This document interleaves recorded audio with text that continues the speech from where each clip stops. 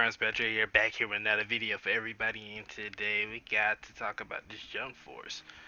Jump Force is one of those games that, well, it's one of those games that was every anime fan's greatest dream. Alright?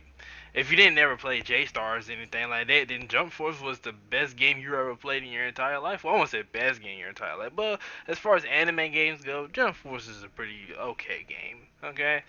Personally, I prefer J Stars more just for the fact that the roster was bigger on J Stars than it was on Jump Force. Um, in other words, this game has way too much potential and it all went to waste. Alright? And today, we're going to talk into the idea of a Jump Force 2. A Jump Force 2 can most definitely change the game. It could definitely make a lot of different things come into play for Jump Force. I mean, imagine the characters they can add to this game. And I don't mean doing what J Stars did, because J Stars literally had a good roster, and then they made another J Stars and basically lost some of those characters and added some of those characters back, which was insane to me. I don't really get why they would do that in the first place, but Jump Force can very well keep the characters they have now, bring them to Jump Force 2, and add more characters. Because one of my personal favorites is definitely the guy from The Gray Man. Alan Walker. Yes, definitely one of my favorite animes. The Gray Man. He was in J Stars. Never made it to freaking Jump Force, and it still hurts me. It really do. It hurts me. It really do. But it's a lot of characters that didn't make it. My boy Sooner from Hitman Reborn definitely didn't make it. It's like it's crazy. Why these characters don't make it to the game and why these characters just like don't get talked about. These characters deserve to get put into these games.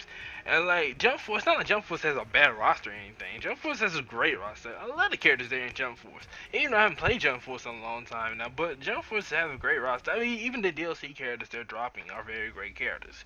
It's just that Jump Force most definitely could have had way more characters in it and from the start, it should have had way more characters from the start. Not to mention Jump Force's presentation, I guess you could say, or their debut trailer where they show Light and Ryuk, and you don't get to play as them. I mean, I understand why, because I mean, I don't really see how Light doesn't really be considered as a combat character, but it'd been really dope to see him like use his Death Note to fight people. I don't know, it's just gonna be something interesting to see. So I was kind of disappointed that he didn't was not playable as a fighting character, and the other characters were okay. Naruto, Sasuke, Luffy, Bleach. The usual, right? These characters we all know and love, but there's so much more. It's so much more. Like it's so much more from the Jump magazine, animes, the Shonen Jump. It's so much more. And like, I just don't understand why they don't add many more characters. Well, it's not like I don't understand. I do understand licensings.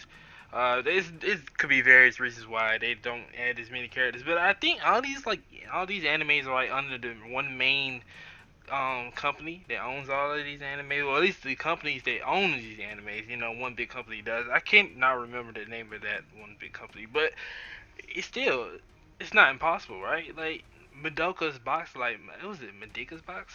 I really just butchered that name instead. I think it's like Medika's box. Well, I apologize for that, but still, it's crazy. Like she was in J Stars, and she didn't make it to Jump Force. There's a lot of characters that was in J Stars did not make it to Jump Force, and it's not just that. It's more the fact that J Stars may not been the best game in the world, but J Stars had a very, very vast character roster, like a very vast character roster. They one guy Toroki, something like that. He was like, yeah, he was on the cover of J Stars, and that guy was nowhere to be seen in this. So it's crazy. It's really crazy. Not even just that, Jump Force's story mode was, well, I guess if you can call that a story mode. I ain't never completed that because literally it was there, and I didn't really see what you get from that. You got now. I don't understand what you got from that other than just playing the story. If you want to play the story, then go for it. But if they're gonna make a story mode, then at least put something in the story mode that makes your time worthwhile for playing the story mode. You can enjoy a good story while at the same time get something with some wars.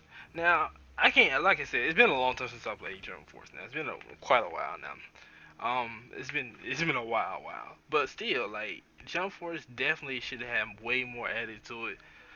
I think I'm glad they had Black Clovers, some of the characters like that into this, but definitely the roster could have been a lot bigger. And Jump Force 2 can definitely have a huge roster, and don't get rid of none of the characters we have now. Keep these characters and improve on them.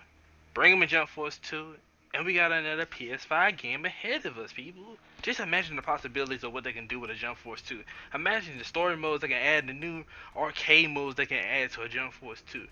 Possibly some PvE missions with your created characters as well. Where you fight against, no, no, some people like Luffy or them as a raid boss or something like that. You know, something interesting. There's so many ideas that they can run with for Jump Force 2. You guys tell me what you think in the comment section below about a possible Jump Force 2 and what you would like to see in it. And I'll see you guys in the next video. See ya.